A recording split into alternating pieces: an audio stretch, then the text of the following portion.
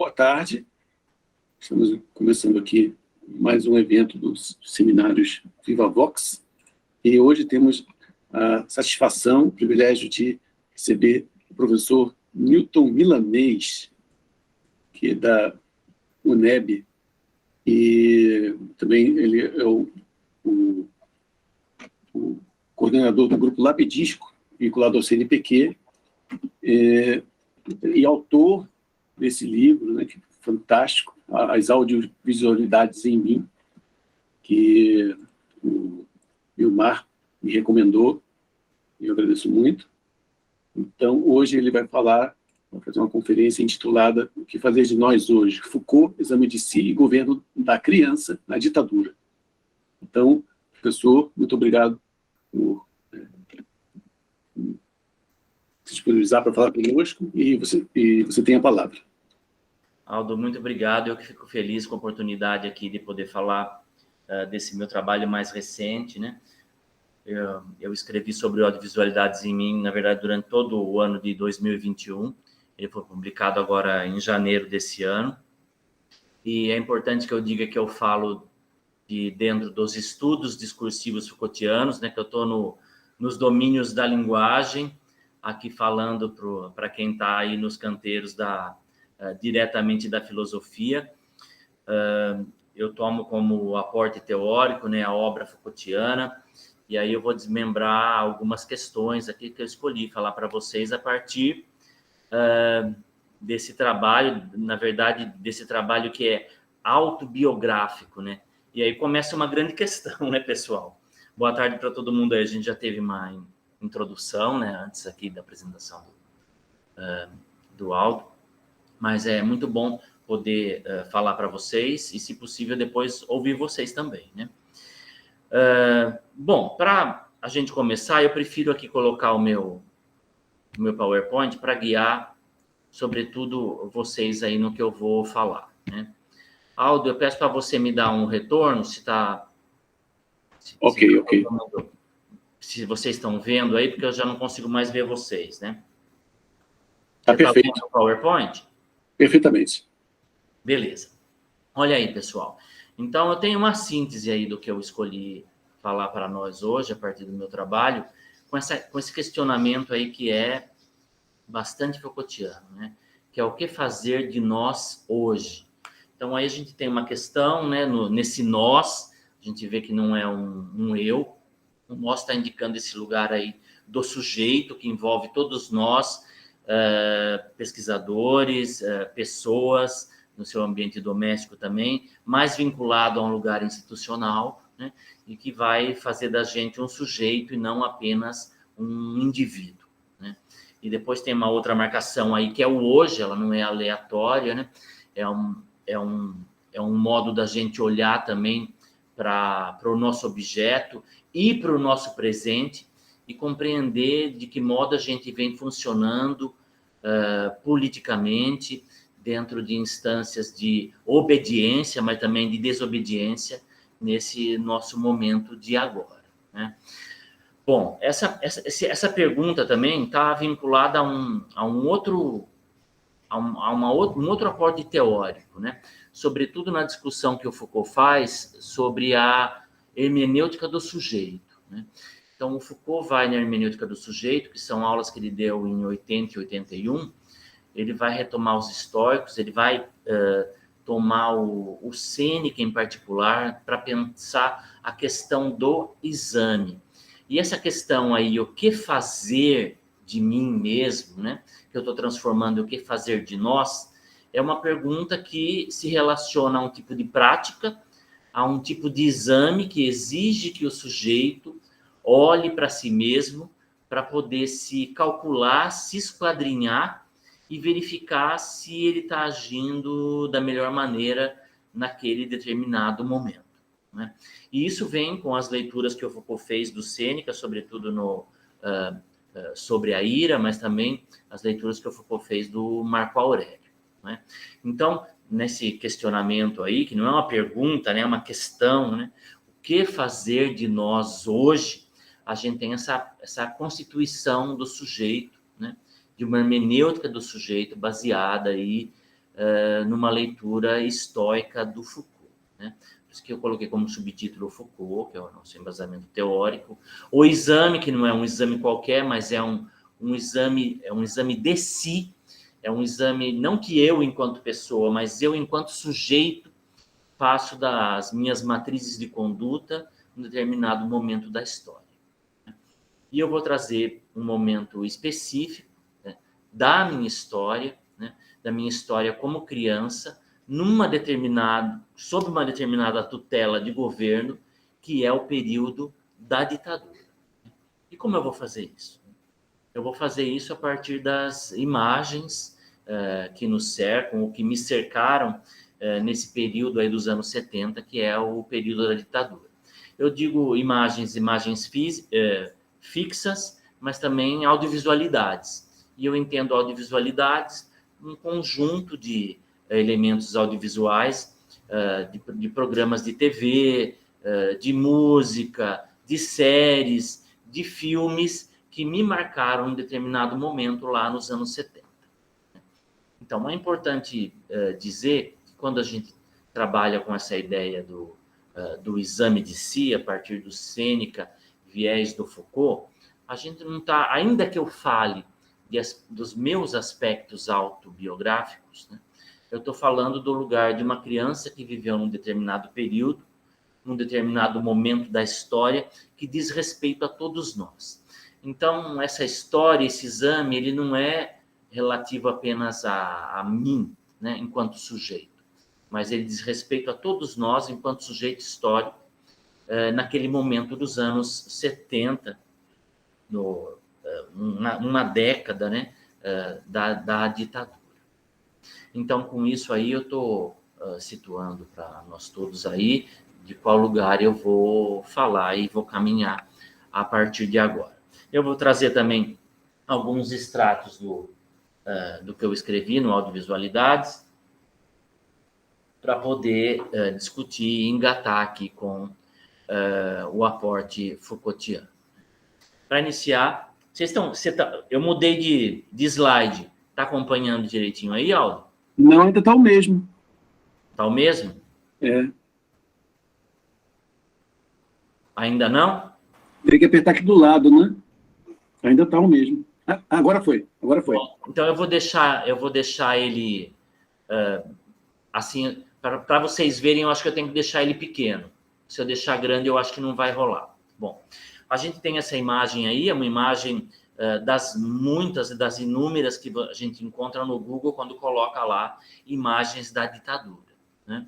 Mas ela tem uma questão importante para mim, porque a gente vê aí na cena, né, tomada, o que a gente vê de corpo inteiro, na verdade, são duas crianças, né? A gente vê uma menina, aqui logo à direita, que ela está olhando para fora da cena, né? Talvez ela também esteja olhando para um policial militar, assim como o menino que está sendo levado também pelas mãos da mãe, olha para o policial militar que está no centro da cena, né? Que é quem a gente vê, né? E identifica pelo uniforme e pela arma, né? Então, eu fico pensando aí como nessas imagens do Google circula um certo discurso sobre a criança, né? Como compreender esse andar pela rua vigiada, controlada, policiada, no momento da ditadura, né? O olhar do menino, sobretudo, é um olhar de curiosidade, né? Com os olhos ao lado, e a gente vê na fisionomia do rosto dele, com a boca entreaberta, um certo espanto, não é? Como se como esse policial, né? Como se esse militar fosse algo que tivesse ali intruso no meio daquele caminhar, né? É um elemento que representa toda e qualquer ordem autoritária, mas para a criança talvez um elemento fora da ordem, barrando a passagem, né? E é assim que eu compreendo, né? Esse esse meu olhar aí para a ditadura, lá para os anos 70, como o olhar desse menino ao se deparar aí com esse policial, né? Quando eu olho para trás em espanto, né, a esses 40 anos que me antecederam, eu faço isso para quê, né? Faço isso para pensar o hoje. Qual é o lugar que eu estou ocupando hoje diante daquele momento da ditadura em que eu vivi? Um momento especial, porque eu já era um menino gay, já era uma criança homossexual, e como que isso foi se produzindo? Como que isso foi se moldando? Como foi se criando aí uma criança, como a gente diz hoje, viada na ditadura? Não é? Então, uma das primeiras visualidades que me vem à mente, e eu acho que vocês já viram, é uma propaganda de televisão, que é essa aqui, que canta a música, uma música intitulada Este é um País que Vai para Frente. Não foi não, Milton. Eu não consegui passar aqui ainda não. Passou? Agora foi. Então, Este é um País que Vai para Frente é um comercial que foi veiculado nos anos 70 e tem questões aí muito cruéis e perversas, né? Porque a ideia do país que vai para frente, a ideia de futuro, ela é colocada aí na imagem da criança, né? Então, vocês conseguem ver meio borrado aí, eu já vou tocar o vídeo, mas a gente vê a representatividade de uma diversidade de crianças, de uma pluralidade também de raças, né? A gente vê um menino loiro, vê um menino caipira pelo chapéu, vê um menino negro, vê um indígena, vê uma menina. Então, do ponto de vista da diversidade, da pluralidade, parece que a ditadura estava dando conta, né? Mas a ideia de um nacionalismo exacerbado e o tipo de controle que estava se exercendo eram sobre todos os tipos de criança, por meio de uma pedagogia, por meio da medicina, por meio da economia, que controlava primeiramente a escola, junto com os pais e, por tabela, as crianças, né? Então, a criança ali num último nível de amassamento, né, de afogamento, eu acho que foi um grupo, né, foi um nicho que sofreu de um modo que a gente só pode compreender quando a gente vê os adultos que viveram naquele período, né? Um adulto como eu, já quase logo, né, um idoso aí a partir dos 60 anos. Estou para fazer 57. Então, vou colocar o vídeo aqui para a gente.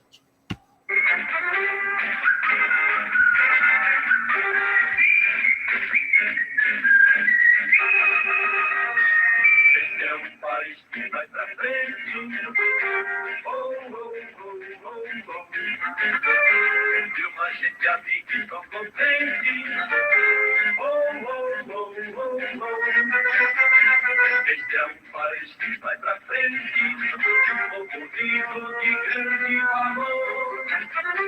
É o país que canta, trabalha, que canta, é o Brasil do nosso amor. Bom, então a gente tem aí, né, em termos discursivos, né, esse lugar do trabalho e da união, não é? Isso é representado naquela ideia de que a criança é o futuro, não é? Então, tudo isso, na verdade, a gente sabe bem hoje, obviamente, né, que esse verde e amarelo aí era uma estratégia para dizer e produzir a ilusão de que vivemos todos juntos, não é? E que o que vai nos unir é o trabalho. E a gente sabe muito bem que nos anos 70, né, o nível de pobreza ele era assustador, né? Economicamente, né, a gente, grande parte da população, muito mais do que hoje, incomensurável, vivia na miséria, né? O número de trabalho informal era assim e também incalculável, né? Bem, enfim, mas o que a gente tinha na televisão? Na televisão a gente tinha esse jingle, né, de que este é um país que está indo para frente. Mas o que estava acontecendo? efetivamente, né? Nas cidades, na escola. E aí eu entro com a minha história. Eu vou ler uma partezinha de um fato que aconteceu comigo dentro desse movimento de pluralidade de crianças dentro de um país que vai para frente. No cotidiano, eu fazia tudo muito corrido. Era muito obsessivo, muito astuto, detalhista, ultra organizado, hipersensível, andava olhando para baixo. E assim foi aquele dia. Todo mundo na porta da classe, em fila, já esperando o sinal. O sinal tocava, todo mundo corria para fora da escola. Foi isso que fiz. Um monte de livros da quinta série no braço, dei o passo fora do portão e ele que me perseguia no recreio com seu olhar, estatelou na minha frente. Baixando os olhos, desviei para a esquerda. Ele se plantou de novo na minha frente. Puxou com uma mãozada todos os meus livros para o chão e deu um soco de punho fechado no meu estômago. Eu arquei para frente com o impacto e a dor. Nem a mão na barriga eu pus, nem no chão. Só via, ainda curvado, meus preciosos livros arregaçados na calçada. Fiquei sem ar. Quando endireitei meu corpo para frente, ele não estava mais ali. Todo mundo, porém, estava ali, cada qual congelado em seu lugar. 2 meninas à frente, uma outra mais abaixo, outros meninos que vinham à direita pararam. Olhei para trás e uma fileira de meninos e meninas que estava subindo às minhas costas apenas viraram o pescoço para ver. Todos eles e elas foram cúmplices da minha dor e da minha vergonha. Não disseram nada, não fizeram nenhum aceno, qualquer gesto que fosse. Fizeram como se fazia. Olharam de soslaio o que era de proibido em mim e não se devia tocar. Calaram. Nenhuma palavra. Peguei os livros um a um e fui descendo. Devagar e divagando com meus livros, tipo a lá normalista no braço. Essa era a estrutura das forças reacionárias selvagens de dominação. Todos bebiam dessa água, até mesmo as crianças, Foucault vai dizer. As crianças, por exemplo, sabe-se muito bem que não têm sexo. Boa razão para interditá-lo, razão para proibi-las de falarem dele, razão para fechar os olhos e tapar os ouvidos, onde quer que venham a manifestá-lo. Razão para impor um silêncio geral e aplicado. Era desse modo que queriam que agíssemos. Aquela gente, hoje adultos, viam em mim o sexo, não a pessoa que eu era. Se calavam porque era do sexo que o soco sussurrava. Não disseram nada em casa também, porque eram coagidos a não tocar no assunto. Se silenciaram porque era aquilo que a lei das interdições militares pedia. Então, o que a gente vivia na televisão, o que era promulgado aos 4 cantos que era imposto pela mídia, era muito diferente do sufocamento que a gente vivia já dentro da própria escola, né? E esse tipo de agressão, ele acontecia o tempo todo, não é? Ele podia ser uma agressão física, como essa que eu vivi, como, por exemplo, as agressões e as falas violentas do próprio diretor da escola, né? O da minha escola tinha um bigodinho, inclusive, à la Hitler, né? E sempre falava com o dedo em riste, né?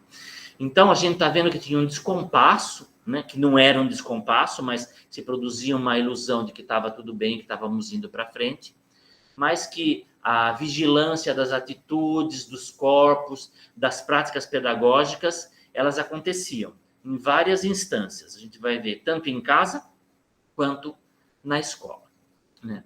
E o que é importante para a gente pensar, né? Mudou o slide aí, Aldo? Mudou, agora está na capa do seu livro. Isso. Então, veja só. O que interessa para a gente pensar aqui é como que o Foucault me ajuda a pensar esses elementos autobiográficos. Na verdade, como Foucault me ajuda a pensar a mim mesmo enquanto um objeto de estudo, enquanto objeto de pesquisa, enquanto um objeto de saber e objeto discursivo. Então, logo nas primeiras páginas da História da Sexualidade 1, Vontade de Saber, do Foucault, a gente tem ali na quarta parte o que ele descreve como dispositivo de sexualidade, né? E ele vai discutir 4 elementos que são bastante importantes para a gente pensar não só o dispositivo de sexualidade no qual eu estava inserido, mas para pensar o dispositivo como uma forma de controle, de manipulação dos sujeitos, né? A primeira coisa que ele coloca para a gente pensar o dispositivo, no meu caso específico aqui de sexualidade, é o que está em jogo. Então, esse é um ponto importante para a gente levar em consideração, né? No caso das audiovisualidades da televisão, do slogan lá, o que é que está em jogo? O que está em jogo é que tudo que vai ser feito nesse país vai ser feito em prol da criança, né? O lugar da inocência, ou o lugar daquilo que precisa ser construído sobre valores morais e sobre a própria tradição. E a gente vê, de novo, essa mesma fala para a infância, para as crianças na escola, né? Uma tradição que vai amordaçar e que não vai permitir a pluralidade, né? Sobretudo no campo das sexualidades, né? Então, o que está em jogo ali, na verdade, é uma produção de hierarquia, né? A criança precisa obedecer toda uma grande hierarquia. Isso não é só a criança, né? São todos aqueles que estão atrelados à criança num nível, numa escala que vai de 0 a 10. Então, tem um método, né? O método é, né? Como, de que modo isso que está em jogo vai ser colocado, né? Quem vão ser os sujeitos que vão organizar esse como? A gente está vendo ali que a prática da ditadura, ela se estendia pelo controle da mídia. E a gente vê, no meu caso em particular, que o método acontecia pelas formas dos sujeitos se relacionarem e reproduzirem condutas dentro da escola que estavam fora da escola, mas que faziam parte do modo de viver das famílias que era colocado pelo Estado.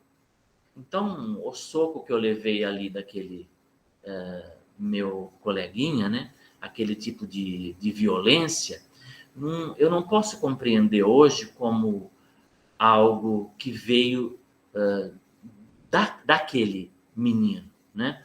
Aquilo veio de uma prática, de um modo de vida que não era discutido, que não era falado na escola, que não era falado dentro de casa e que era proibido pelo Estado e que, por isso, precisava ser banido. Então, esse tipo de... O soco no estômago, ele representa a voz do próprio Estado, que diz, né? Essa matriz, esse tipo de conduta, essa sua atitude, que era minha, no caso, da criança viada, ela não tem lugar nesse espaço, né? E é isso que a gente vê, né? A gente vê a mesma coisa, as falas e as atitudes reverberando nesse mesmo lugar. A gente acabou de ter aí esse ataque contra a Polícia Federal com granada, né? O que isso possibilita que os outros sujeitos façam diante de uma situação dessa? Que isso seja reproduzido socialmente em grande escala. É o que estava acontecendo comigo ali, naquele pequeno mundo, naquela escola, né? Então, isso faz parte de um domínio, né? O domínio do qual eu vou tratar hoje aqui é o domínio da sexualidade, mas que não está desvinculado de modo algum do modo como se tratavam os corpos no seio da política nos anos 70. E coloco também isso dentro de um período, né? Então, o momento em que se possibilita que algo aconteça, que algo se reproduza, não é? Então, esse lugar do período é aquilo que vai dar a possibilidade de emergência de um determinado discurso. Então, no meu caso, nos anos 70, isso não era nem comentado, né? É isso que eu fiz questão de frisar. Todos os meus colegas e os alunos da escola que presenciaram o soco no meu estômago na saída, ninguém falou nada. Ninguém veio falar comigo, ninguém falou em casa, e ninguém mal conversava sobre isso entre si. Hoje a gente já não tem mais esse tipo de atitude, né? Aliás, o que as políticas públicas visam é justamente que isso seja trabalhado, que isso seja condenado, e a gente tem hoje aí, né, a questão da homofobia enquanto crime, né? É claro, obviamente, na minha época, isso era apenas um bullying, quando a gente ainda não tinha nem esse tipo de palavra.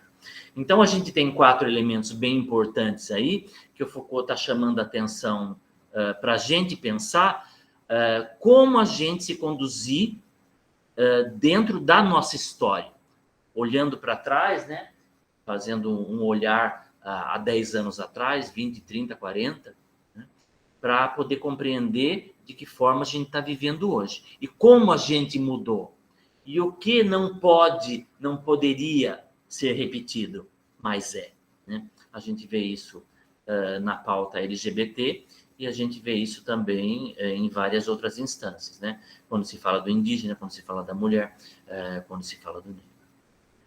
Bem, então, o Foucault ele está ajudando a gente pensar a constituição de um presente.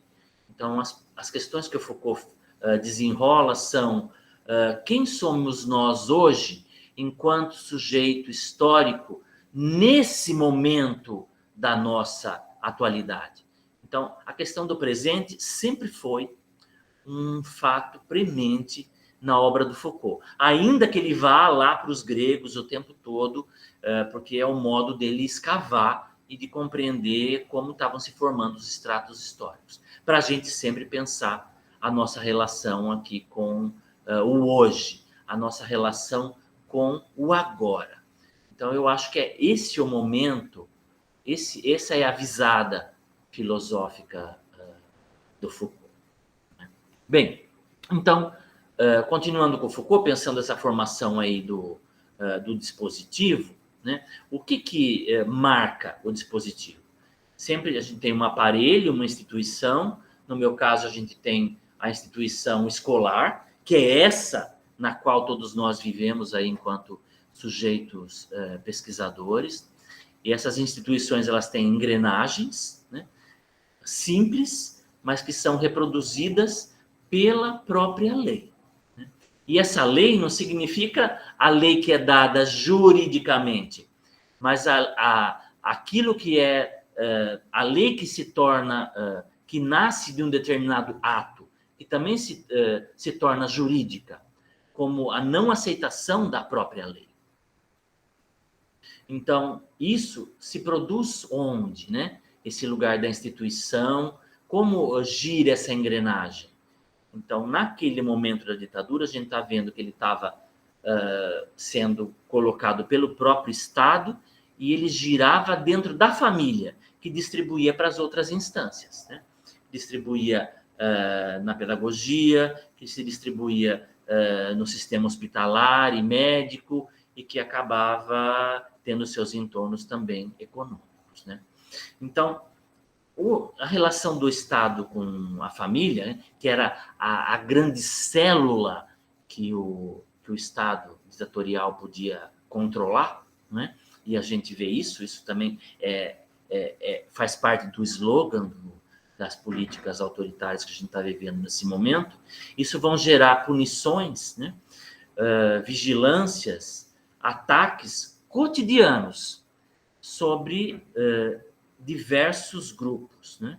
A punição cotidiana que eu coloco aí era essa que eu mesmo vivia todo dia nas escolas. Mas a gente tem visto isso, né, semanalmente acontecer, né? Contra as mulheres, o assassinato dos indígenas, contra o próprio aparelho repressivo, que a polícia é considerada um aparelho repressivo, mas ela está servindo, né, ao próprio Estado que deveria coibir o crime, como no fato que a gente viu acontecer ontem, ou antes de ontem, né, com Roberto Jefferson. Bom, então, tudo isso do dispositivo faz parte, né, de instâncias de dominação social que são constitutivas a gente enquanto sujeito. Então, a gente não consegue, não tem como a gente fugir desses aparelhos, dessas instituições, não tem como a gente fugir das estratégias do Estado, mas tem como a gente se movimentar e se organizar diante dessas estratégias, sobretudo dizendo como elas podem funcionar. Né? Mas em que governo a gente aqui da universidade, a gente pode ter voz? Né? Levando isso para uma micro história, que é a minha história autobiográfica. Isso acontecia? Isso era possível naqueles anos 70? Dentro da minha escola, dentro da minha classe, dentro da minha família? Não. Né? Não havia voz e não havia escuta sobre tudo isso. Bom, então eu estou dizendo tudo isso aqui, né, para a gente situar, na verdade, que quando a gente está pensando um aspecto autobiográfico tomado como objeto de pesquisa, ele não está como uma microhistória, com elementos autobiográficos meus, eles fazem parte da história de todos nós. Porque à medida que eu me tornei um sujeito, a partir do momento que eu nasci, como todos nós, a constituição desse si, ele se dá para todos nós, cada um no seu nível, mas entrelaçado pelo tecido social. Então, aquela história dos anos 70, relacionada a um dispositivo de sexualidade, ela está contando a nossa história, como a gente viveu naqueles anos 70 e como possibilitou que a gente viva hoje. E eu vou desenrolar um pouco mais essa história daqui a pouquinho. Bom, então eu faço isso a partir de que modo? A partir de uma hermenêutica do sujeito, pensando um exame de si, né? Eu digo, não é de mim mesmo, mas é um exame de si, porque eu estou olhando para as práticas que envolviam a mim enquanto uma criança gay, homossexual, ali naquele período. E esse exame de si, ele não está desvinculado de modo algum de um exame da história, quando a gente compreende o funcionamento dos dispositivos. Né? Então, com isso a gente consegue ver, observar e averiguar que a nossa própria história, aquela que é mais íntima, ela é a história que faz parte dos movimentos da grande história. Né? E isso é algo que, pelo menos na minha grande área de estudo aqui, durante algum tempo ela ficou muito fechada. Né? Você não pode falar da sua própria história, você vai estar contando a sua história, que ela é só sua. Não é? Mas aí, a partir do movimento das mulheres, do movimento dos negros, dos homossexuais, a gente foi vendo a importância da singularização das falas, das microhistórias, mostrando que elas eram comuns a todo um grupo e que a história de todo grupo ela tinha uma regularidade, né, de luta e de resistência e também de dizimação, que era muito comum, independente do grupo. Então, daí a valorização e essa possibilidade da gente tomar o próprio lugar do qual a gente fala como objeto do nosso próprio estudo. E quando eu falo lugar do qual a gente fala, eu estou tomando o próprio Foucault, da arqueologia do saber, quando ele desenvolve a questão das modalidades enunciativas. Quer dizer, quando a gente diz algo e aquele dizer algo produz um saber. Bom, então, a questão da sexualidade é um tipo de delimitação dentro desse grande dispositivo de práticas das matrizes de conduta. Então, eu acabei intitulando o meu livro, subintitulando, né, de autoanálise Foucaultiana. Né? Eu acho que era importante dizer autoanálise, né, para dizer que é possível a gente analisar a gente enquanto elemento da própria história. Então, mas isso às vezes gera um certo mal-estar, né? Como se a análise ela fosse análise do tipo terapêutica ou psicanalítica, o que não deixaria de não deixa de estar dentro desses movimentos possíveis também, né? Mas eu não estou querendo fazer uma terapia comigo mesmo, né? Uma análise psicanalítica comigo mesmo. Não é esse o lugar. Eu não estou fazendo um trabalho sobre o inconsciente, que é o trabalho da psicanálise.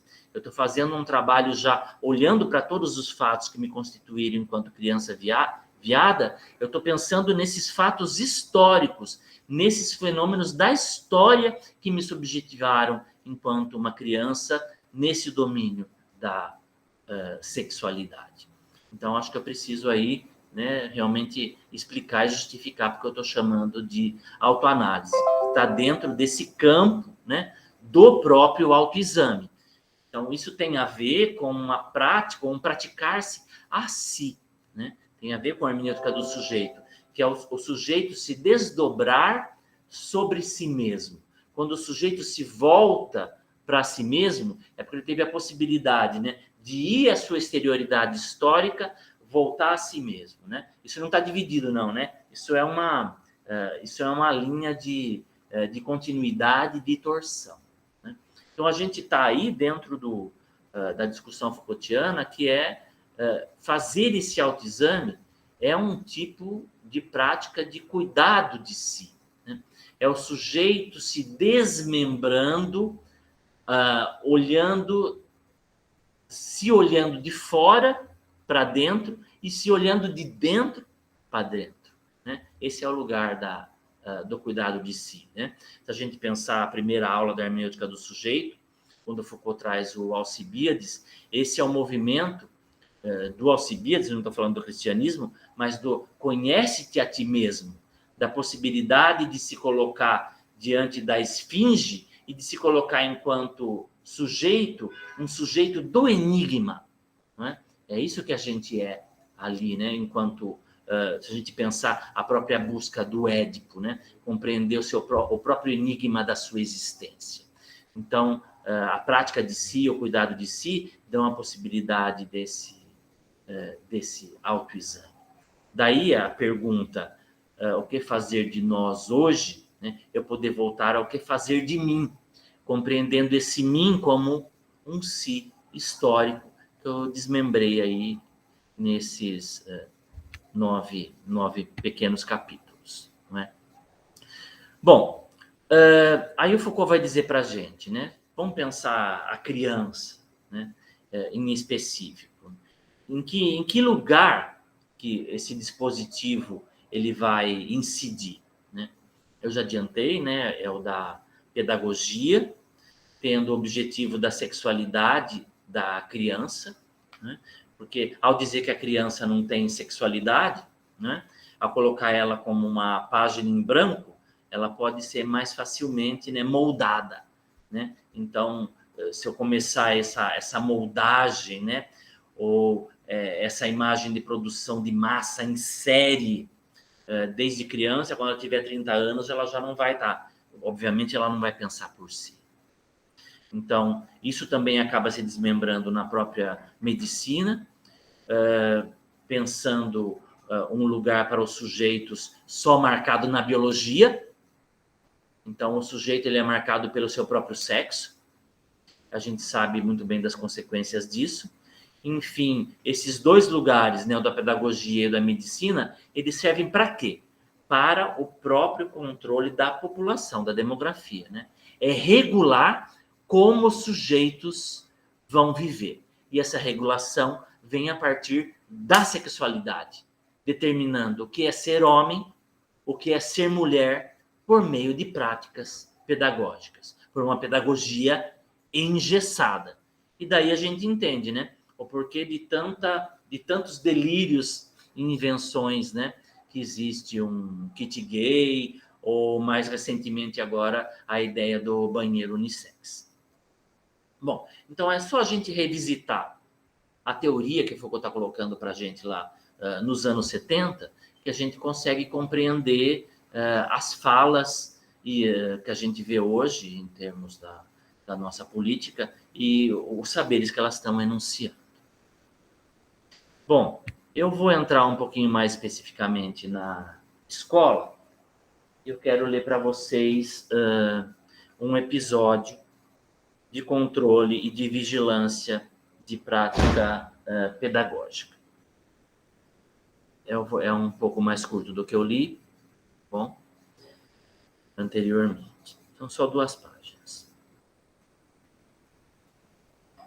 Eu quero falar de um momento em que eu fui visitado na escola por um supervisor. Vi um supervisor na escola para ver o que a gente estava aprendendo, né? Na verdade, o que estava sendo ensinado. Sobre isso que eu quero ler aqui. Sobre o lugar da bandeira na nossa formação, lá nos anos 70. Eles não iam embora. Os figurinistas dos ditadores estavam a postos. Tinha aquele na escola que tinha um bigodinho. E no 4º ano, um deles veio tomar a nossa lição na escola. Não sei de onde, mas de longe veio o censurador. Fez uma pergunta na sala sobre a bandeira nacional. Tão previsível, não? Eu, fruto da doutrinação, já era uma bichinha muito atrevida. Antes tão rijo na carteira, me pus duro de pé. Respondi que as cores da bandeira eram verde, azul e amarelo, e que o verde representava nossas matas, o azul a cor do nosso céu, e o amarelo as nossas riquezas. Ninguém deu um pio. Ele, o ditador, não fez nenhum gesto, nem com o rosto. Sentei, ele saiu. Hora do intervalo, e daí entrou o diretor. Minha professora disse que eu tinha respondido muito bem. Se deram por satisfeitos e se olharam de olhos firmes. E eu cumpri o meu papel de filho governado, instrumento na pedagogia ditatorial, um filho da pátria. Era a biopolítica que fazia do corpo um mortiço, desgastado, abusado de poder. O uso da força que nos preparava ainda crianças a obedecer aos comandos, reações previstas, com gestos tímidos e passadas largas. Por isso engasgo a qualquer ensejo de censura. Podem imaginar como anda afogado. Bom, então a gente vê, né, que esse tipo de controle, ele estava ali na escola, e ele está na escola, ele está na universidade hoje também. Mas ele estava lá nos primeiros anos da formação, em anos 70. Essa aqui é a cartilha com a qual eu estudei, que se chama Caminho Suave. Talvez vocês já tenham visto. Eu tenho estudado com ela ainda, porque tem gente aí dos 20 e poucos anos que ainda estudou com a cartilha Caminho Suave, da Branca Alves de Lima. Né? O problema, né, ou a problemática já começa no próprio título, né? Porque nos anos 70 tem uma cartilha que se chama Caminho Suave. No momento em que o caminho não era nada suave, já é bastante complicado, né? Sempre usando de eufemismos, né, e de contradições na própria fala. Né? E a gente vê aqui, né, na capa da cartilha, que vai trabalhar o letramento, as primeiras palavras, né, na nossa formação. O que a gente vê, né? A gente vê um menino, uma menina, brancos, né, de mão dadas, a própria representação do casal heterossexual, da tradição familiar. Eles saíram da casa, eles têm uma casa, né, formada, e eles estão andando aí por esse caminho suave. Mas quais são os grupos todos que não estão representados nessa cartilha? A gente só tem um, né? O branco possível, né? Numa regra binária, né? De homem e de mulher. Né? Então, aí a gente já vê logo na própria capa, né? Para quem que era o ensino? ou a que as práticas pedagógicas serviam, né? Que tipo de disciplina estava sendo instaurada já no primeiro desenho ali daquele objeto que a gente carrega por um ano e que eu vejo até hoje, né? Porque é um elemento de memória do qual eu nunca consegui me desvencilhar. O problema da dominação, ele acaba se dando por identificação, né? E vamos ver como se constituía um lugar de identificação disciplinar dentro dos primeiros elementos de formação da criança, aí na própria cartilha, né? Bom, o Foucault vai dizer, né, que o lugar da vigilância ele vai se dar na pedagogia, na medicina, na economia, e fazia do sexo não somente uma questão leiga, mas negócio de Estado, né? Então, o sexo, a sexualidade tem tudo a ver com isso aqui, né, gente? Quando a gente está falando de sexualidade, a gente está falando de formações, né? A gente está falando desse binarismo que vai vincular a família tradicional, o homem e a mulher. É isso que a gente tem aí enquanto disciplina. E dentro da cartilha, a primeira prática, a primeira lição é a lição da barriga.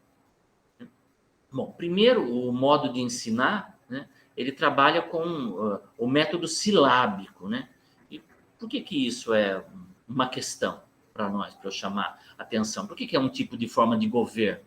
Porque, na verdade, porque a língua ela está no mundo, né? Essa é a própria ideia do Paulo Freire, né?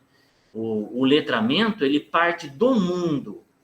Então, eu vou do mundo chegar numa determinada palavra. Mas aqui a cartilha não. A cartilha ela parte de uma palavra e vamos ver a que mundo que ela chega. A um mundo muito restrito, né?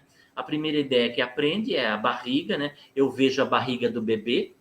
Então, só que quem é que está tendo essa primeira lição, gente? É uma criança de 7 anos que já está vivendo com autonomia, mas que a cartilha faz com que ela se torne dependente e que ela se identifique não como uma criança de 7 anos, mas se identifique como um bebê e que olhe, ao olhar para si, não olhe para o mundo que está à sua volta, mas olhe para a sua própria barriga. Além disso, as palavras que a gente estava aprendendo ali, nos grupos de palavras, elas têm um encadeamento significativo, né? É baba, bebê, porque o bebê baba, bibi, bobo, né?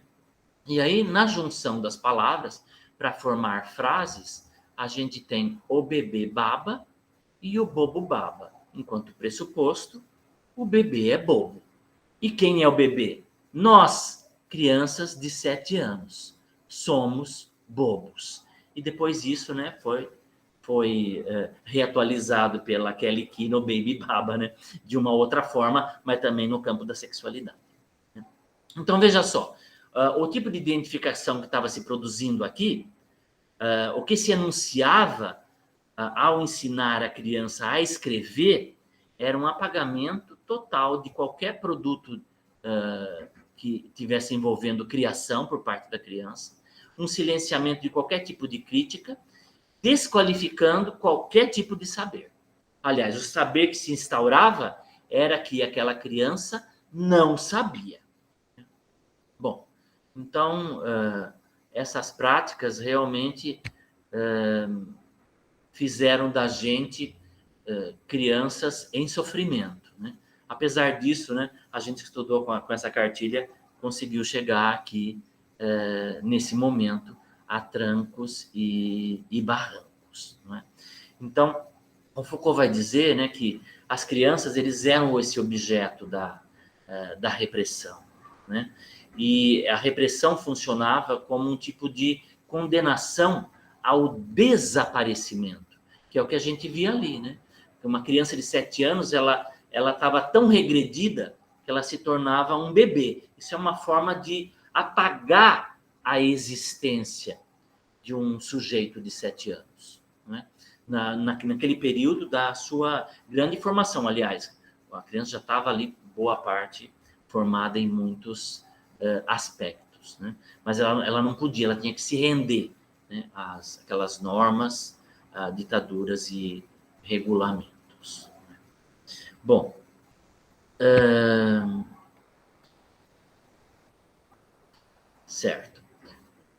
Pessoal, eu quero continuar falando das imagens ainda que eu tinha na sala de aula. As imagens, elas carregam uma historicidade, né? E as imagens, elas fazem parte também de um campo associado, né? A gente está vendo aqui o Garrastazu Médici, não é? Ele era o patrono da minha sala, ficava no alto, num quadro, né? E eu tinha realmente muito medo dessa imagem, porque eu me lembrava do próprio Frankenstein. E a imagem, realmente, ela é muito, muito parecida, né? Agora, por que esse tipo de identificação com esse lugar do medo e da monstruosidade? Porque a sala de aula, ela era esse lugar da repressão, do silenciamento e do elemento disciplinar sem qualquer escolha por parte do indivíduo, do sujeito estudante, né? A ponto da gente fazer xixi na sala, né? De medo, né? De medo de ter que responder às perguntas da professora. Então, o imaginário que circulava em termos dos chefes da ditadura eram dos próprios monstros, né? Que era assim como uma criança podia significar e compreender aqueles mecanismos políticos naquele momento. Uma criança como eu, né? Então, Foucault vai falar que as instâncias de controle, elas estão em todos os mecanismos de vigilância instalados pela pedagogia. E a gente vê isso dentro da própria escola. Mas não só da própria escola, eu já estou caminhando para o último bloco nosso, viu, pessoal? Mas não só na própria escola, mas também no cinema. A gente tem um filme dos anos 60, que chama De Como Te Amo, um filme que passou na minha cidade, que meu pai me levou a assistir, né? No iniciozinho dos anos 70, acho que foi por volta de 73 ou 74, eu tinha 7, 8 anos no máximo, e eu nunca mais pude deixar de me lembrar desse filme, de rememorar, né? E de pensar como um filme romântico, onde tem uma mocinha que se apaixona por um homem bonito, ele podia servir à própria ditadura, não é? Na verdade, o que a gente tem nesse filme romântico dos anos 60, ali, circulando em plena ditadura, é que ela está de novo dizendo, esse filme, que o lugar do dispositivo da construção da sexualidade é o da própria família, entre um homem e uma mulher, né? Tanto é que, mas como? Né? Como que uma criança como eu, né?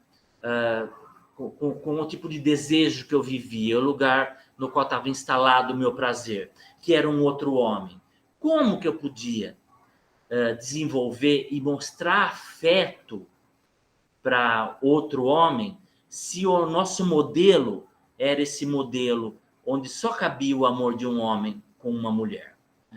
É daí que nasce, né, a bichinha, né? Ele é muito viadinho, ele fala que nem mulher, olha como ele gesticula, não é? Mas esse tipo de atitude é uma atitude também histórica. Ela está ali instalada numa filigrana para poder caber dentro desse modelo da família tradicional. Porque para uma criança gay exercitar o seu afeto, ela não podia ser um menino, né? Porque esse lugar do amor para um outro homem só podia vir de um homem para uma mulher.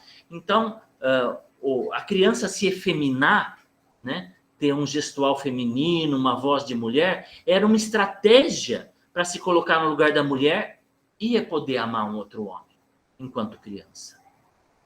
Então, esse tipo de sufocamento e de cerceamento, ele é dado pela ditadura ou pelos governos autoritários, né? Que deixam apenas essa saída perversa, né? Que depois vai se virar contra a própria criança, porque, de novo, ela vai estar deslocada do seu lugar enquanto matriz de conduta social, né? E vai ser excluída. E, para além disso, né, o lugar que é dado para a mulher nesse lugar da família tradicional é a mulher como um objeto do amor, é sempre a mulher declarando o seu amor, uma esterilização do corpo da mulher, né? A mulher não pode viver sem amar, né? Porque é o próprio lugar dela. O lugar da mulher é o lugar do matrimônio, da procriação, para fixar o lugar da família.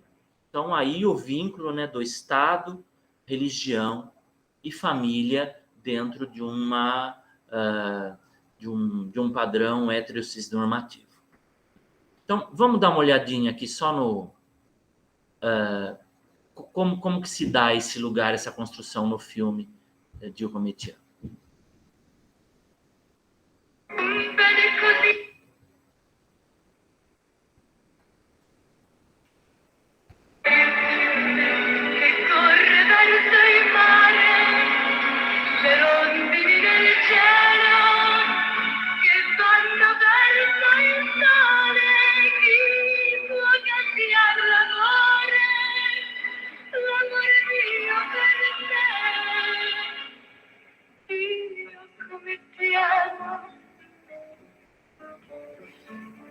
Io come ti amo.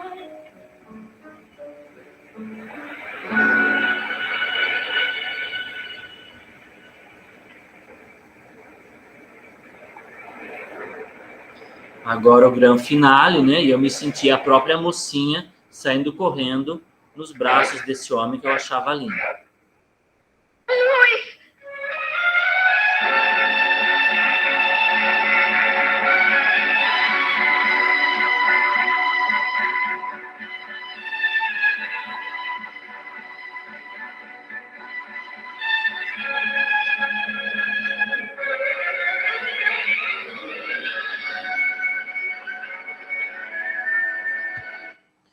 Então, a possibilidade por uma criança gay assumir o seu próprio lugar do afeto é se colocando num lugar que não era o lugar dela, mas era um lugar que socialmente se exigia de alguém, mas que não servia para mim, que estava ocupando aquele próprio lugar, né? Esse tipo de raciocínio, de retomada histórica é feito pelo Didier Eribon. Tem trabalhos imensos sobre a sexualidade, sobre a homossexualidade, questões LGBT, e que também escreveu a biografia do Foucault. Bem, eu quero ler para vocês mais uma partezinha que fala aqui do filme Dieu comme tu aimes, que eu dei o título de Dieu como tu aimes. Nunca estive adaptado. O processo de subjetivação tem aí o seu aspecto de crueldade, perversidade, aprisionamento. Não se trata apenas de transformar um indivíduo em sujeito. Se trata de entender quais são os mecanismos que transformam cada indivíduo em sujeito, e isso não pode ser feito sem levar em conta suas subjetividades e, portanto, as condições sob as quais viveu e com quem. Aquela ida ao cinema, a minha ida, me valeu uma lição de vida estragada. Tomei para mim o amor como súplica, vivi o amor como violentação de minha identidade sexual, entendi que amar era uma forma de usurpação. Tenho de parar um pouco. Cheguei agora em um ponto do qual não consigo mais continuar. Tô sem ar. Ai, que falta de ar, mãe! Não consigo respirar. Não é possível respirar. Não é possível amar meu pai. Não é possível amar o menino da minha classe. Não é possível estar com Deus. E desde não sei que idade a bronquite me impedia de respirar. Isso se tornou a marca da fragilidade necessária para escapar do convívio social. Era a defesa para não respirar o ar infectado da normatividade hétero, dominante, sufocadora, alienante, ultrajante, ditatorial. O sintoma social se convertia no sintoma físico por meio de uma histeria incidindo sobre meu corpo, afogado nas imagens de terror de uma única possibilidade de amor. Não podia sonhar fugir de mim. Então, durante toda a minha infância e parte da minha adolescência, eu sofri com bronquite. E eu compreendo que ela era esse lugar do sufocamento, de eu não poder viver a minha própria sexualidade, ou de ter que viver ela em correspondência num lugar que realmente não era o meu, porque eu não era uma mulher, eu não me entendia dessa forma. Bom, estou chegando ao final, pessoal. Então, a gente está vendo que a sexualidade ela tem tudo a ver com uma instância de dominação ditatorial, quando ela preza por esse lugar da tradição. E o Foucault coloca isso dentro de um dispositivo de saturação sexual, né? Considerando a sexualidade do casal e tomando como casal o casal heterossexual. Mas, infelizmente, eu só pude ver isso muito depois. Nos anos 80, a gente tem um filme Entrevista com um Vampiro. E eu não tenho como falar mais longamente agora para vocês, mas o vampiro ele é essencialmente, pelo menos, bissexual. Ao meu ver, hoje, eu já compreendo o vampiro como uma pessoa, um sujeito pansexual, né? Só que isso aparece mesmo aí nos finalzinho dos anos 80, início dos anos 90, com a Entrevista com o Vampiro, né? Onde a gente tem dois vampiros que vão se amar, né? Representados pelos Tom Cruise e Brad Pitt. Inclusive, eles constituem uma família, né? Uma família homoafetiva. Eles têm uma filha, né? Que também é uma vampira. Então, me fez falta, né?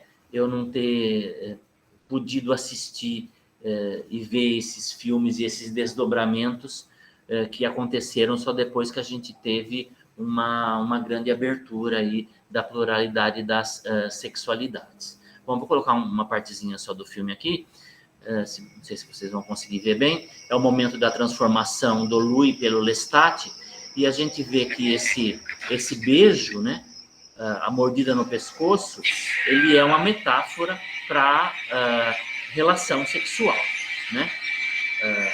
O gestual, o abraço, a força, é o lugar da virilidade para dois homens, mas no campo da homossexualidade, né? O Lestat, na verdade, vai trazer o Louis para uma nova vida, né? Bem, só para a gente finalizar, eu quero mostrar que, na verdade, os filmes de vampiro que me marcaram no da ditadura era o próprio lugar da interdição para dois homens, né? Que era dado pelo próprio cristianismo.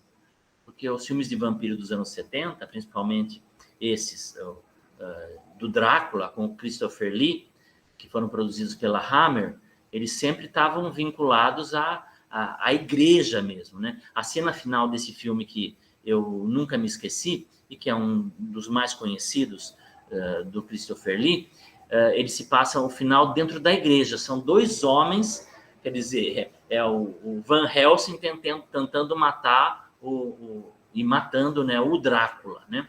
É o próprio lugar do amor impossível, né? Eles não poderiam estar ali juntos naquele altar. Isso não se pode até hoje, né? Porque o Papa diz que aceita os homossexuais, mas que não pode casá-los na sua própria igreja, né? Então, aqui, nesse momento dos anos 70, não havia nem a possibilidade, né, desse encontro entre dois homens. E é isso que eu vejo enunciar nessa cena final aqui do filme do Drácula.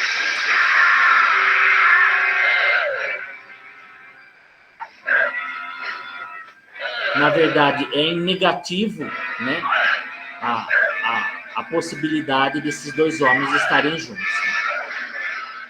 E onde isso acontece, né? Dentro da igreja, né? E qual é o elemento que é usado, né, para a proibição, né? A própria cruz. é o lugar da monstruosidade para a homossexualidade. Bem, a gente consegue entender isso quando a gente coloca os filmes de vampiro em genealogia, né? Olhando desde o primeiro filme de vampiro, como eles vão avançando. Eu poderia mostrar isso, mas eu não tenho esse tempo. Espero que vocês acreditem minimamente em mim, né? E tem as vampiras lésbicas também. Bom, para finalizar, eu vou acabar aqui colocando essa citação do Foucault e depois vou ler uma partezinha da minha autobiografia, assim eu poderia dizer, falando a respeito desse filme do Drácula. O Foucault vai perguntar, né? O que se passa hoje? O que é o hoje? Qual é a nossa atualidade? O que somos? Como podemos ser os nossos próprios contemporâneos? Essa é a questão, né? Como a gente pode ser contemporâneo da gente mesmo, não é? Então, a gente pode ser contemporâneo da gente mesmo, né? Ser a gente no nosso hoje, à medida que a gente se der a esse exame, a essa prática de si, a esse tipo de cuidado de si, que exige da gente um si político. Eu vou finalizar aqui com uma fala do capítulo que eu intitulei de Drácula, separado.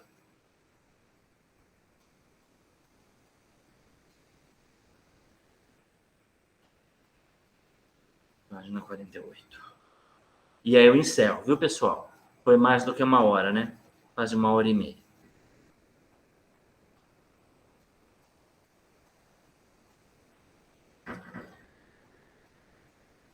Vou falar isso a partir daquela sequência final do Drácula dos anos 70. Esse ato sexual individual e histórico das imagens armazenadas em mim me fez agente e operador de minha salvação. A ausência que aparece ali naquele vídeo é o do outro, com O minúsculo, marcado pelo meu próprio desejo, mas também do outro fantasmagórico, com O maiúsculo, da sequência narrativa espetacular das audiovisualidades do Drácula. E a salvação assim se deu. Houve a libertação de me exercer a mim. O cu está no meio de mim. Ele é o caminho, é também a verdade. Ele está no meio de nós. O sexo como experiência sexual divina em seu avesso, como era possível ser, entre sonho, conversão e salvação de si. Naquele tempo, a homossexualidade ainda era um diagnóstico para mim. Iria demorar para se tornar um modo de vida. As audiovisualidades da minha época, a que eu tinha acesso, monstrualizavam a homossexualidade, mas meu instinto me mostrava o enunciável daquelas visões noturnas na televisão e suas extensões em mim. Os vampiros se dedicavam aos homens, e isso vai aparecer retomando a sombra dessas árvores de minha infância em trabalhos que desenvolvi na década passada sobre o horror e os monstros. É isso aí, obrigado, pessoal. Muito obrigado, Milton. Fantástico. Uma das qualidades do seu trabalho que eu acho destacadas é que você fala de uma forma muito clara sobre temas muito difíceis, né? Eu confesso que eu já tinha, algumas vezes, ouvido palestras sobre Foucault e tudo mais, e tirando o Vilmar, né, que faz isso também muito bem, em geral, eu me perco num palavreado assim, abstruso, né? Um palavreado, aquela coisa fetiche conceitual, né? As pessoas ficam se concentrando em demonstrar que conhecem os conceitos, etc. Mas você é muito claro e cristalino nas suas palavras. Obrigado. E deixa eu abrir aqui as conversas para o pessoal fazer suas questões. Vilmar, você poderia me ajudar aqui com as questões? Eu deixo, enquanto o pessoal não faz nenhuma, eu acho que deixa eu pedir aqui para você interpretar uma partezinha. Como é? Eu posso ler aqui. Chegou uma questão aí. Oi? Tem uma questão que veio aqui. Veio? Sim. Eu ia fazer primeiro, mas pode passar. Pode ler. Não sei. Posso? Então, deixa eu fazer aqui já. Você fala aqui na Legal, Raquel, obrigado. Posição do seu livro que a criança tem um regime de prazer para o qual o código do sexo constitui uma verdadeira prisão. Certo? Aí você está fazendo a citação do Foucault, né? E aí você fala, encarcerado em mim eu vivia. E continua, nunca estive adaptado. O processo de subjetivação tem aí seu aspecto de crueldade, perversidade, aprisionamento. Essa é uma questão extremamente atual, porque eu acho que as crianças estão vivendo, hoje em dia, algo que é pior ainda que isso, né? Algo que é uma verdadeira perseguição em termos sexuais, né? Eu estava vendo outro dia que os adolescentes estavam praticando sexo em algum lugar, numa escola, né? Em São Paulo, se não me engano. E aí a coisa virou caso de polícia. Eu acho muito impressionante isso, porque uma coisa que nos nossos tempos aconteceria, as pessoas nem se importariam, basicamente, né? No máximo, e era o tempo da ditadura. Hoje em dia é levado assim como um verdadeiro crime, né? E aí a criança não tem espaço, né? Nesse tipo de sociedade, ainda mais na televisão, até na televisão cortaram desenhos animados, né, que eram uma fonte de diversão para as crianças. É uma sociedade na qual cada vez há menos espaço para crianças. E, por outro lado, as crianças são expostas a uma sexualidade precoce, né, por meio da pornografia. Até viralizou outro dia um videozinho que tinha uns garotos de 10 anos, e tinha uma moça fazendo umas danças daquelas, tipo funk, se não me engano, né? Se abrindo diante deles. Quer dizer, por um lado, não se reconhece essa sensualidade difusa da criança, por outro lado, as crianças são expostas a práticas sexuais bastante, que são adultas, né? Enfim, e não há um espaço para criança na nossa sociedade. Não há um espaço para criança, tirando os shoppings, aqueles parques, né? Que, aliás, são parques cruéis, né? Que nesses grandes centros, tipo Rio de Janeiro, eles cobram uma taxa altíssima. E, na verdade, não são parques infantis, são um lugar que os pais deixam as crianças estacionadas, né, enquanto eles vão se divertir. Não é isso? Não são espaços infantis de devaneio, de brincadeira. Não, são estacionamentos de crianças. Sabe, dos shoppings? Eles cobram R$50 a hora para você deixar sua criança ali e você fazer suas compras. Né? Então, o que você pensa sobre isso? Bom, tem uma negação, né, sobre a sexualidade da criança.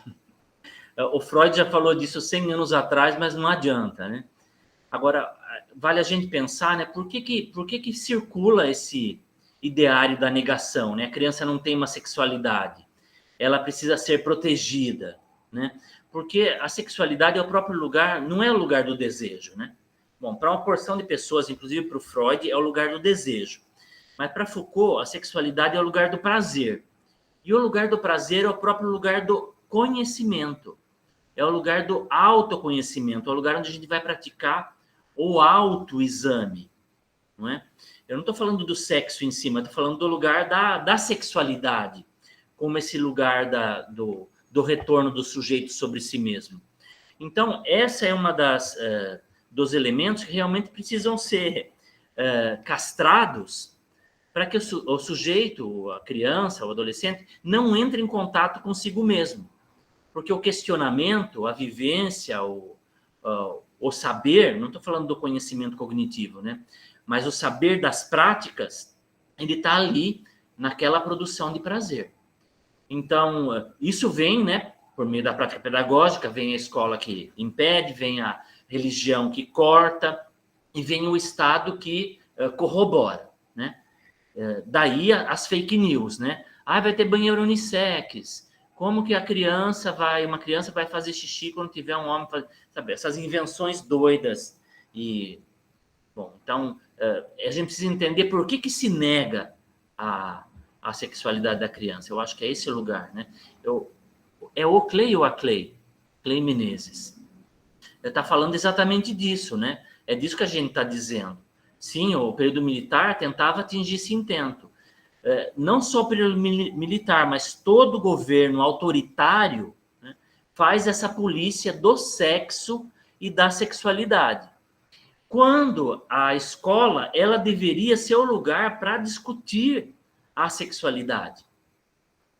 Então, a gente tem, inclusive, hoje, né, políticas públicas que dão essa abertura de formação para os professores, como trabalhar a questão da sexualidade em sala de aula, mas isso não consegue vingar. Apesar de a gente ter políticas públicas que conseguem fomentar esse tipo de discussão, quando os professores, com essa formação, voltam para a escola, eles não conseguem colocar isso em prática. Porque a família que está fora da escola, ela é a primeira a intervir e não deixar que isso seja discutido. Né? Porque já houve um dimensionamento do próprio Estado de que a criança ela ia ser influenciada, ela ia ser colocada dentro de um determinado esquema e que foge da biologia do sexo e do binarismo dos gêneros. Então, tem uma demonização. Isso faz parte dos governos fascistas, faz parte dos governos autoritários. Mas esses próprios governos, eles vivem sob a égide desse desejo. Veja aí o que aconteceu no Vaticano com os padres, né, que faziam a tal das surubas, tarari, tarará, não é? Bom, enfim, as instituições, elas não conseguem hoje, né, esconder ao ponto que já esconderam antes, porque é impossível não lidar com as sexualidades e não lidar com as questões de prazer, né? Agora, isso já aconteceu, a gente já teve essa discussão sobre sexualidade na escola. Com a abertura, depois dos anos 80, no meio dos anos 80, se falava na escola sobre sexualidade, né? Os programas de televisão falavam sobre isso. E depois, com o tempo, depois no início dos anos 2000, isso começou devagar a ser cortado.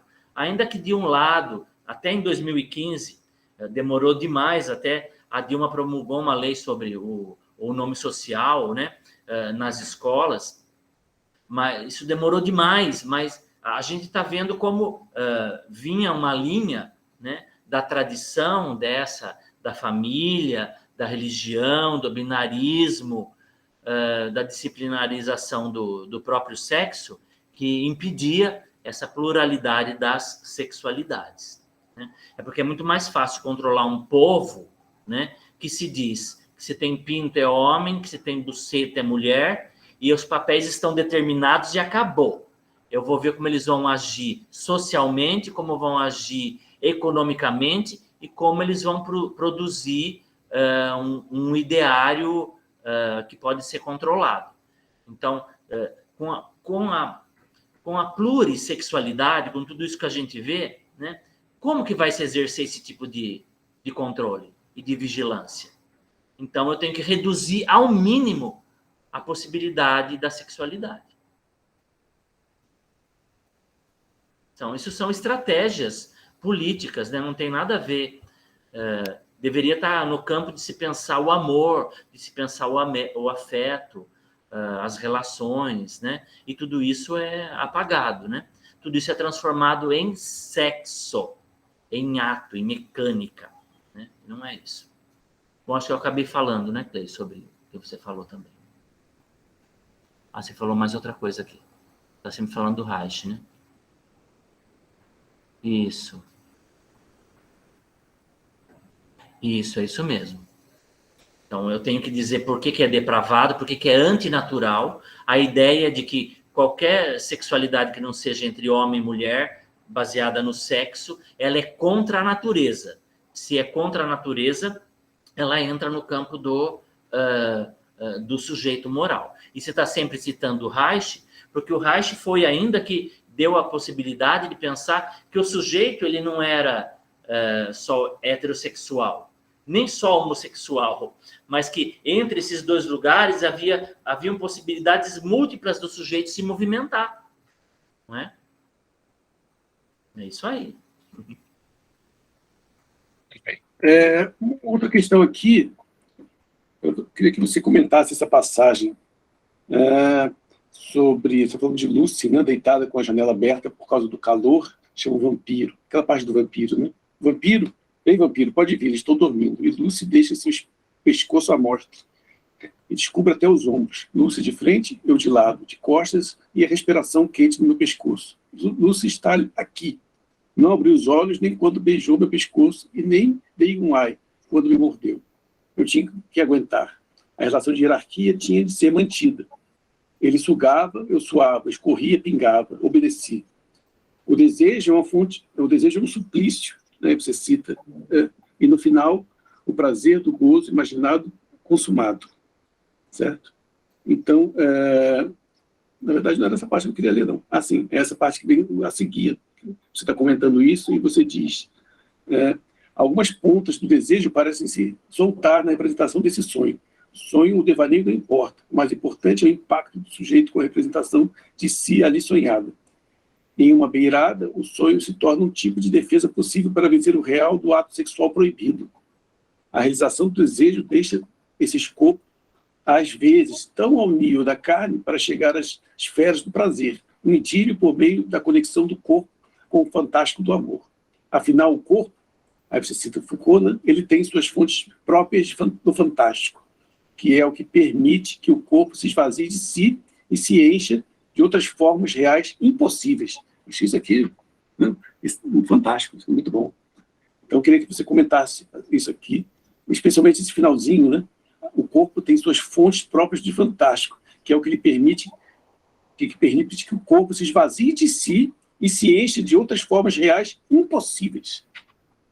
É muito legal mesmo, né? O Foucault dá a possibilidade da gente falar isso, né? Bom, a primeira parte, né? Eu insisto naquilo que, para eu poder receber o beijo do vampiro, eu tinha que me colocar no lugar da Lucy.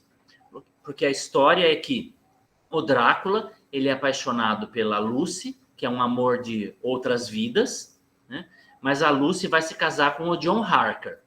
Então ele atrai o John Harker para a casa dele, né, para o castelo dele, ele come o John Harker e depois quer voltar a comer a Lucy. Então, na verdade, é uma relação triangular que tem ali, né?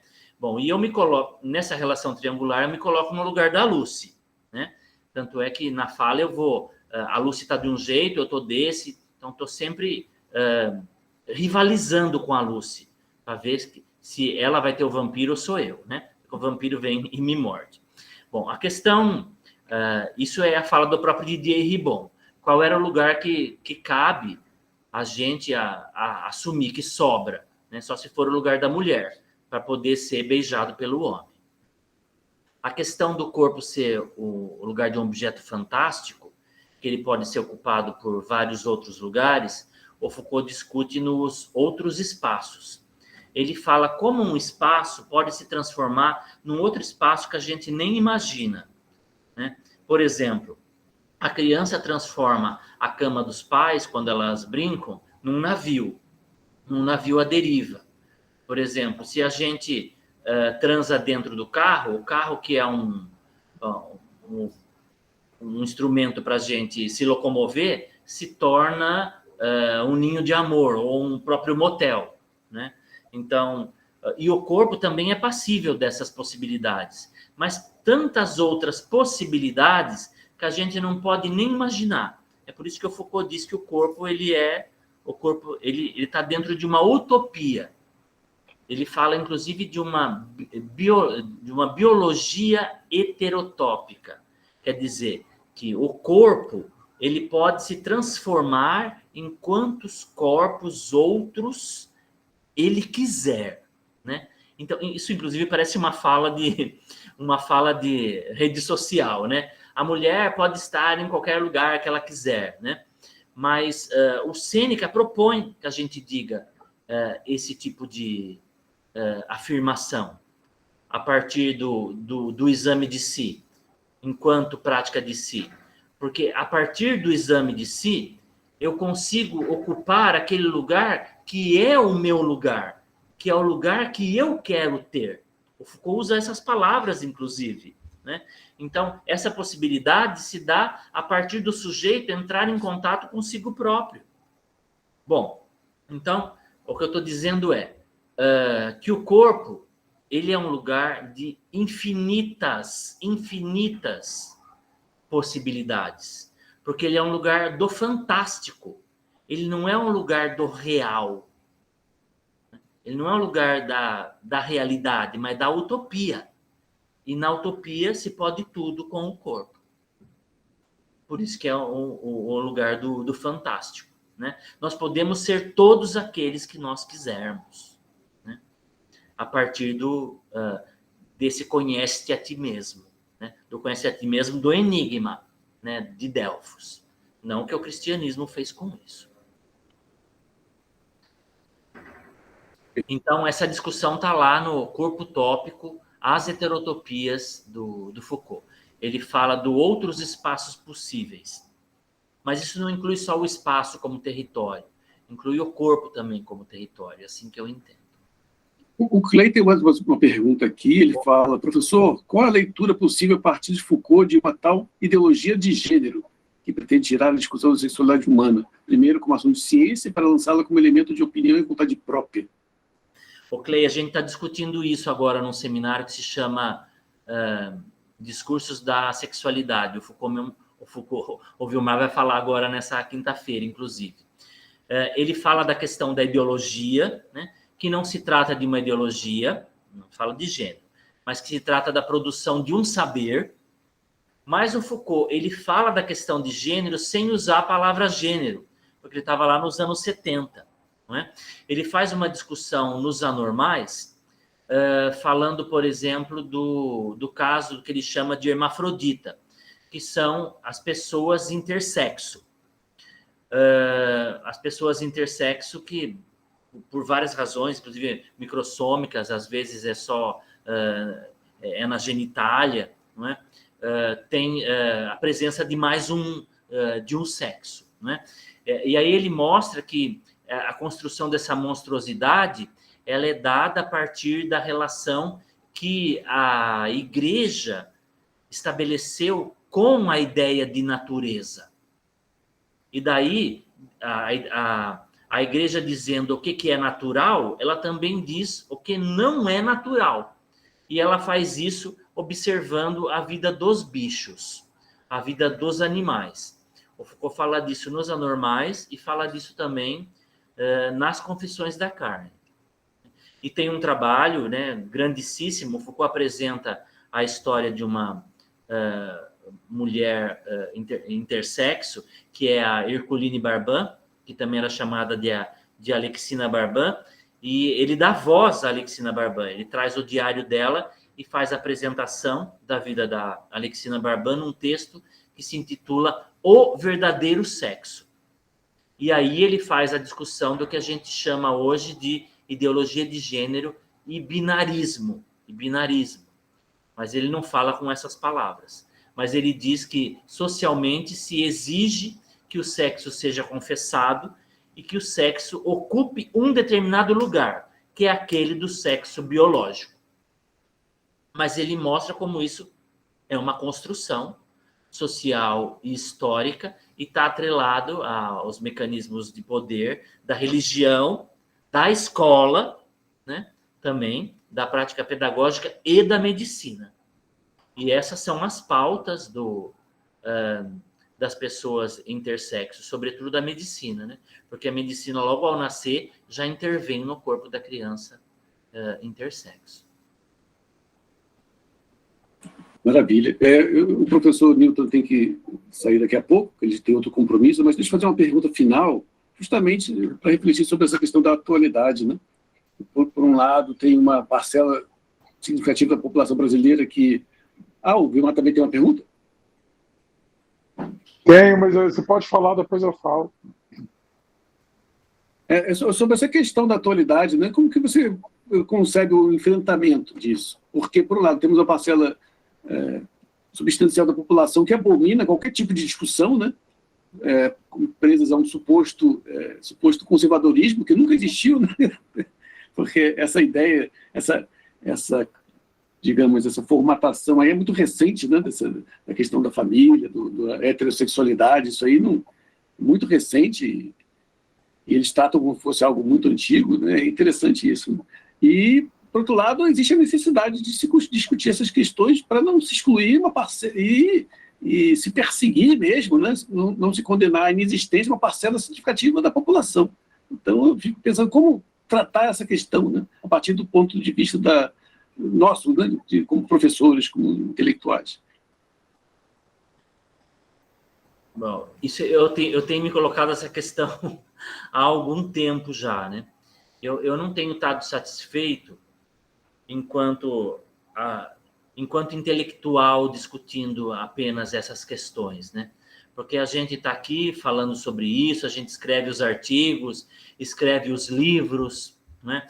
Fala sobre essas questões, isso realmente movimenta uma porção de saberes, e eu acho que auxilia na mudança, né? Na mudança dos modos de vida, de compreensão do estilo de vida que foge a essa norma heterocisnormativa. Mas hoje em dia ela não é mais o suficiente. Eu acho que não dá mais para a gente ficar numa palestra, num livro, num artigo, numa aula. Eu acho que a gente precisa pensar em elementos que vão se efetivar numa política pública que vai fazer parte de uma prática atuante ali no social. Então, o nosso saber, que a gente chama o dito saber intelectual, ele precisa, eu acho que se voltar à produção dessas políticas públicas. Porque se a gente pensa tanta coisa, compreende tanto o movimento histórico, será que não estava na hora da gente falar, mas como intervir agora na escola, por exemplo? O que nós vamos fazer na escola para levar essa discussão? Ou como essa discussão vai atravessar a escola, já que a gente não consegue, já que tem essa barreira? Como nós vamos fazer isso? Então, acho que cabe a gente participar mais ativamente da construção dessas políticas públicas, junto dos governos. Eu acho que a gente precisa estar ali junto dos governos. A gente precisa formular as nossas propostas e mandar as nossas propostas. Não apenas falar sobre elas, escrever como a gente faz, sim, mas direcionar em formato de política pública, para que outras pessoas, para além de quem está na universidade, quem está nos ouvindo, possam entender, como uma prática efetiva ali de intervenção social. Então, a gente precisa também, uma coisa que você falou no começo, aí, depois da minha fala, né? A gente precisa mudar a nossa maneira de dizer também. Eu acho que esse é um começo, eu estou preocupado com isso. E é nisso que eu tenho pensado, né? Quais são as políticas públicas? O que eu colocaria como elementos para uma política pública? E como fazê-la chegar num lugar que ela pudesse ser testada, colocada em prática e que eu pudesse participar? Eu acho que a gente precisa começar a pensar assim. Por isso que eu achei que era importante eu contar a minha história de criança. Eu acho que a gente começa, eu acho que isso também é uma mudança. Os objetos do nosso estudo não serem algo que está fora de nós, mas nós somos objeto do nosso estudo. Quando a gente compreender isso, a gente também consegue modificar mais de perto o que está acontecendo com a gente. Não é cartesiano, né? Mas a gente precisa se aproximar mais da realidade. Exato, é isso que eu tenho tentado, por minha parte, né, através do blog, divulgação, esse trabalho mais intenso, né, e também, com certeza, política pública. Esse eu acho que é um grande erro das estratégias dessas pautas em geral, porque elas atuam de uma forma um pouco desastrada, sabe? Não no nível da lei, da legislação, da pedagogia, mas atuam muito em termos de propaganda, e que, ao invés de esclarecer, acaba fazendo o contrário, consegue tornar a questão mais complicada do que deveria, né? Quer dizer, eu acho que é uma falha geral do modo como essas políticas são divulgadas. E justamente por aí, porque não fazem isso de uma forma que o povo entenda. E se não fazem de uma forma que o povo entenda, não adianta, certo? Vamos dizer que impor essas pessoas pela força, certo? Então não há como, né? Então é preciso esclarecer as pessoas, né?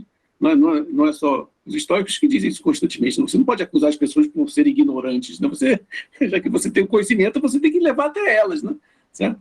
É o que Sêneca fala de Medeia, o Epiteto também. Não adianta você acusar Medeia por ter matado seus filhos. Você, por acaso, foi conversar com ela para tentar esclarecer, né? Para tentar iluminar as ideias dela. É por aí mesmo.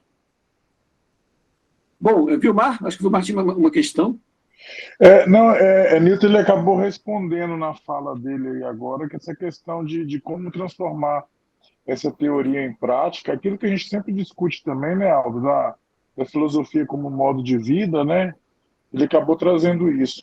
Mas uma outra questão que, no decorrer da fala dele, me fez pensar, é que desde da história da infância dele na ditadura, e hoje, se a gente for olhar a criança gay hoje, ou a própria figura do homem ou da mulher gay na atualidade, que já alcançou alguns direitos, né, diante da justiça, a questão que eu gostaria de colocar é se ele considera, a partir desses deslocamentos, de outros tipos de lidar com o próprio corpo, que seria hoje, que na época não era discutida, a questão do corpo trans, né?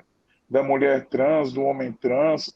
Só que, ao mesmo tempo, existe uma busca, ou não, né? Isso você pode dizer, do lugar que você escreveu, um moralismo da própria comunidade gay, uma busca de um comportamento que acaba se transformando num comportamento hétero padrão. Se existe, se pode se pensar dessa maneira hoje, o homem gay, a mulher gay, que é muito bom, claro, a questão não é definir isso, os direitos diante da justiça, o reconhecimento, que antes não tinha, mas, ao mesmo tempo, um posicionamento meio que moralismo que acaba se assemelhando à hipocrisia do que existe do outro lado, né? Vamos dizer assim, da tradição heteronormativa. Eu entendi, né? Isso é um risco, né? Porque o próprio sistema neoliberal é que pede, né? Que dá essa demanda, que exige essa demanda. Ele diz assim, né, o sistema neoliberal: olha, vocês, casais homossexuais, né, casem, vocês podem casar, né, vocês têm esse direito. E aí, à medida que se entra nesse sistema, né, parece que se equivalem ao mesmo sistema heteronormativo. E aquilo que a homoafetividade tinha, né, de não disciplinar, de não se render às regras, parece que vai água abaixo. Por exemplo, isso acontece um pouco, por exemplo, na fala, um pouco não, bastante, na fala do Ney Matogrosso, que sempre ironiza, por exemplo, quando as pessoas falam que são casadas, que falam meu marido, ele se recusa a se colocar nesse lugar disciplinar, não é? Mas o sistema neoliberal, né, deu essa possibilidade de que essas subjetividades aparecessem. E isso, nesse momento, eu acho que é mais importante mostrar que a gente tem esses direitos e que a gente pode amar, do que talvez dizer que a gente está só reproduzindo um sistema disciplinar que é o mesmo do heterossexual. Porque o lugar é o mesmo, o do casamento, por exemplo, do heterossexual, mas o lugar é em direitos. Os casais homoafetivos têm o mesmo direito que os casais heterossexnormativos, né? Vamos dizer assim. Não só homoafetivos, né? Tem uma mega pluralidade aí de possibilidades das sexualidades no casamento. Mas a gente nunca vai ocupar o mesmo lugar, porque a gente não veio da mesma história, a gente não fala do mesmo lugar e a gente não tem o mesmo modo de vida. Então, eu acho sim que a gente tem que ficar atento, vigilante a essa armadilha que parece que foi criada para a gente, mas a gente não está nesse mesmo lugar, não vive do mesmo jeito, não se comporta da mesma maneira. Não é porque a gente pode ter uma família como uma família heterossexnormativa que a gente vai agir e viver como o hétero, que a gente não é assim. Eu não estou dizendo que não tenha quem viva dessa maneira, sendo LGBT, mas aí é uma outra questão. É uma outra questão. São possibilidades, sim. Existe essa possibilidade. Bom, obrigado, professor. Recebemos aqui a visita do professor Renil Quinalha, nosso grande tarólogo, e professor de filosofia antiga também, platonista e tarólogo. Então, foi uma satisfação estar com todos vocês. Agradeço mais uma vez ao professor Newton Milanês pela extrema clareza, né, com que apresentou seu pensamento acerca dessas questões tão difíceis e tão, ao mesmo tempo, prementes para a nossa época, certo? Então, nos despedimos e nos encontramos em breve. Vai ter um evento do dia 22 sobre o corpus hermético. Tem uma tradução nova que vai sair pela Cultrix, em São Paulo. O tradutor é o David Lira, lá da UFPE. A gente vai chamar ele no dia 22 de novembro. Então, é isso aí. Muito obrigado. Eu vou encerrar aqui a gravação. Obrigado, Aldo. Um abraço para todo mundo. Obrigado pela oportunidade.